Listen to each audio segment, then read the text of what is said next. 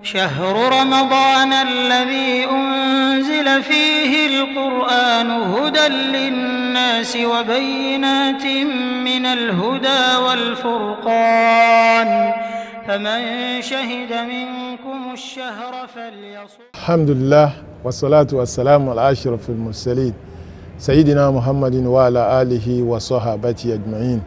Assalamu alaikum wa rahmatullahi wa barakatuh.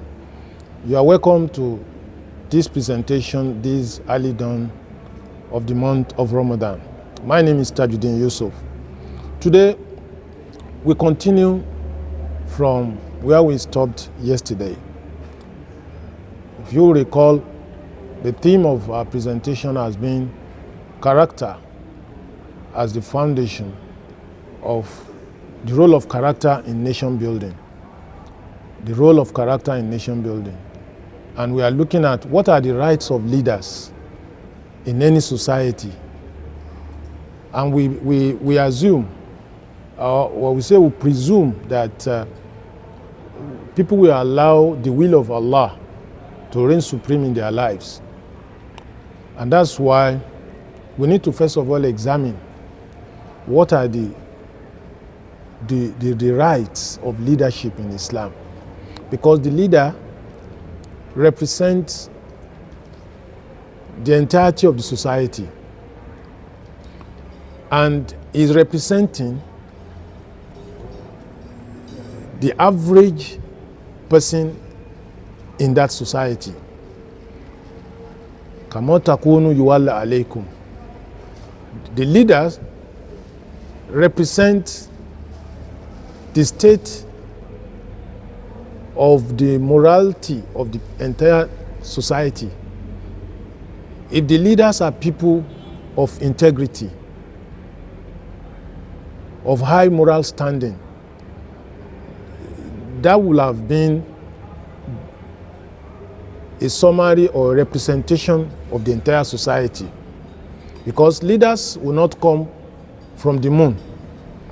They are people who emerge from amongst the people. And when you look at Islam, the first right that a leader has is that his emergence must be from a participatory process, a process in which the rest of the society are participating, how he emerged, either through election or through selection or through consensus of the society, of the entire members of the society. So the way and manner a leader in any setting emerges must not be questionable, must not be controversial. It must be open, and the consent of every member of the society must be sought. Leaders are not to be imposed. So anybody who is heading any setup must ensure that his emergence is not controversial. Once there is controversy, it is going to affect the governance later on. When somebody who has not enjoyed majority of support is heading over a people, that is, it will breed authoritarianism. And in Islam, that the worst of leaders are those who is not loved by the people. The worst of imam, even in Salat, you don't lead the people that don't want you. Once they say they don't want you, you cease to be the leader. Just take your seat back, go back, and don't impose yourself on the people. The moment you see that people are raising, questioning your integrity, your authority, a wise leader will just stay back. You don't continue to lead people, they don't like you. That is how serious it is. You must make sure that you emerge through a faultless shura system. The people have said, we want you. If they say they don't want you, you cease to be a leader. You don't put yourself forward. And in Islam, Prophet ﷺ said, Ij'alu khiyarakum a'immatakum. Make the best of you your leader. It means whoever is going to lead us must be the best in all ramifications, spiritually, administrative-wise, politically. You must be the best. And that is why the Prophet ﷺ were the best in their time. And when Prophet Muhammad ﷺ left, the rightly guided caliphs, the Khulafa Rashidun, starting from Abu Bakr, Umar, Uthman, Ali, that took over from him, they were the best. They were the best. They have to be the best. And they were combining both spiritual and administrative powers in that time, because they had what it takes to lead spiritually and to also lead administratively. They must have administrative acumen. They must be able to adjudicate. They must be able to execute. They must be able to direct the affairs of people in a very just manner. Not that is qualified spiritually, but not qualified administratively. No. That's a deficiency that this ummah is grappling with today. And anybody who is going to look at the beginning of decadence in the ummah will trace it to the abolition of the caliphacy. First of all, after the death of Ali, Karamallah Wajah, leadership in the ummah became divided. The power of the leader divided between administrative and political and spiritual. This is a deficiency that we have to overcome with time. So we are saying that the leader must be the best. It must be the best. Must be the best in his articulation, in his charisma, in his knowledge, in his piety, in his ability to grasp the rigors of leadership. Must be patient, and when he has to show sternness and staunchness, he must not be found wanting. He must be able to lead the salat. He must memorize as many, if not an hafiz, he must be close to being an hafiz. And he must be working towards becoming an hafiz, because he needs to know the Quran. Because the best who knows the Quran, who memorizes the most of the Quran, can lead. According to the Prophet sallallahu alaihi wasallam, Yawmu qawm aqra'um al-Quran. Someone will lead a people who is most proficient in the art of reading the Quran. He must be the most articulate, most God-fearing amongst them. This leader we are talking about, apart from being the best among the people, he is someone who deserves obedience of the people. People must obey him. People must obey him. If a leader is not obeyed, he ceases to be a leader. You must obey the leader. It is his right to be obeyed, as long as he is inviting to the wish of Allah subhanahu wa ta'ala. As long as he is following the Sharia, following the Quran, following the Sunnah, you must obey him. But it's only when he deviates that you don't obey him. You follow the leader when he's following and obeying the Quran and the Sunnah. If the leader is perpetrating innovations, bid'ah, it's not to be obeyed. You know? The Prophet said, La ta'ata lil mahluk fi ma'siyati al-khaliq. There's no obedience for the creature in disobedience to the creator. You can't obey any leader and said, my leader says. Yes. Even the companions will challenge the Prophet sallallahu alaihi wasallam sometimes. Oh Prophet, what you have said, is this a revelation from Allah, which we have no question? But if it is your own personal opinion as Muhammad, yes, I think it is better done this way. And Prophet ﷺ will oblige. He will not feel threatened. Leaders today will feel threatened when they are asked questions. You must explain. You must explain. Like Umar ibn Khattab radiallahu anhu, when he stood up, when he became the Khalifa, he stood up and he was telling the people, obey me, follow me, take to my instruction. Someone came, raised up his hand from behind and said, La ta'ata laka wa la sam'a laka hatta tubayyina lana anna laka hadha. So we shall not listen and obey you until you explain the size. Why the size of your clothes? You gave everyone a yard and you are wearing 2 yards.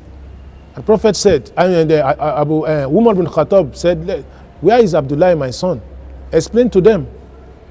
And Abdullah rose up and said, because of my father's size, I had to lend him my own, so that he's wearing both his own and my own. And they said, yes, now we can listen and obey you. That is leadership in Islam. You obey the leader as long as he's obeying Allah. And at the moment he disobeys, so leaders in Islam are not dictators. They are al-shura. They are people who love consulting. You consult with the people. I intend to do this. What is your view? Like Rasulullah sallallahu alaihi wasallam will do. You listen to the people who you are leading. When they say move, you move. When they say don't move, because when there's a disconnect between the leadership and the followership, what will happen is that there will be chaos. There will be chaos in the society, and we don't want chaos in the society. So leader, and Allah tells us in the Quran, Ya ayyuhalladhina amanu atiu Allah wa atiu Rasul wa ulul amri minkum. Obey Allah and His Messenger and those put in authority over you. Obey them. Fa in tanazatum fi shay'in faruddu ila Allah wa Rasul in kuntum tu'minuna billahi wal yawmil akhir. Dhalika khair wa ahsanu ta'wila. That obey Allah and is supposed to, and those in authority over you. If there is a dispute, refer it to Allah and is supposed to. If truly you believe in Allah and the last day, that is best for you and a good end. So what that means is, we are obeying our leaders, we are supporting them, we are making the task of leadership easy for them, so that Allah subhanahu wa ta'ala can be pleased with us. And part of his right is that he must be given some privilege. He has the right to salary, emolument. He has right to some privileges that will make his task easy for him. Today, we don't appreciate this fact. If you look at the salaries of some of our imams, they are quite ridiculous. Because his whole brain is on how to make the affairs of the followers easy. Therefore, he must be comfortable to an extent.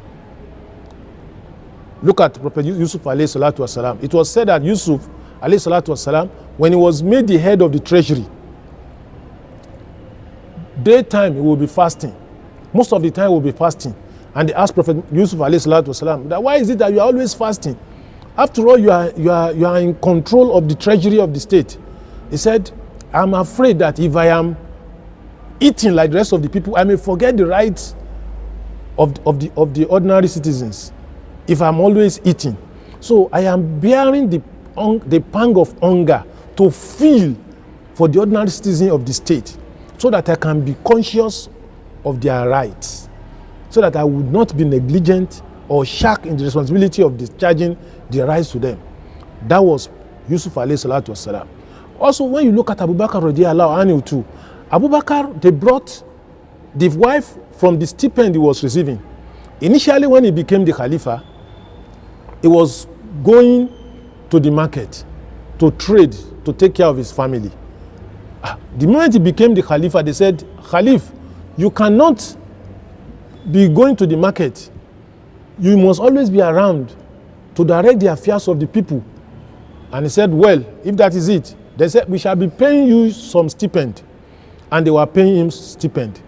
And this stipend, the wife who was collecting it was saving part of it until it came to a day.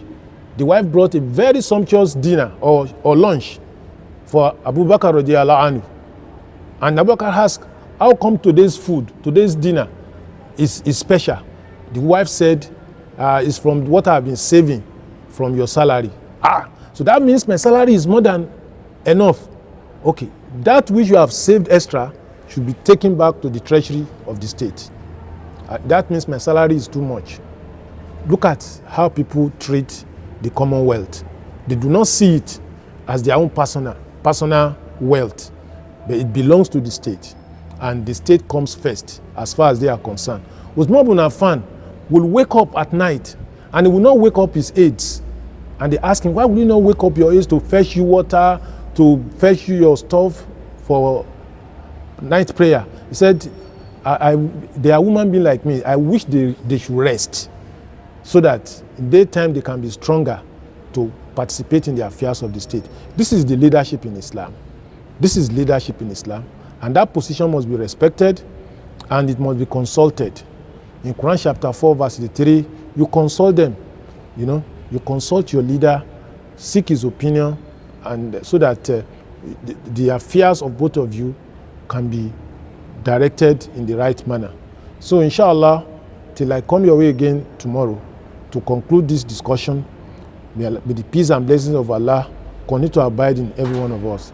Assalamu alaikum wa rahmatullahi wa barakatuh.